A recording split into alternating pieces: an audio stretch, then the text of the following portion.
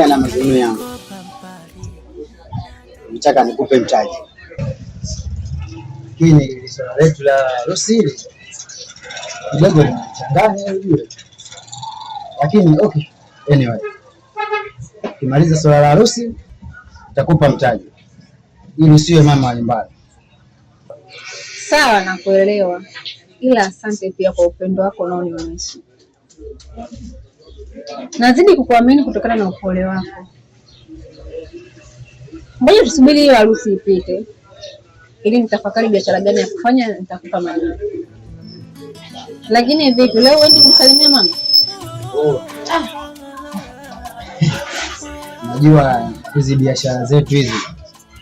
Nataka niwahi kazini hapo. Unajua kufika kule tena kuanza kutoa mavitu. Ila siku nyingine utakuja utamwona mama. Sijali.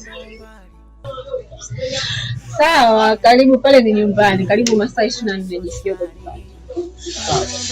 Basi tumalize kunywa kuwai. Uwe wangu afadhali. Kuondoka kwako kilio kimenishika.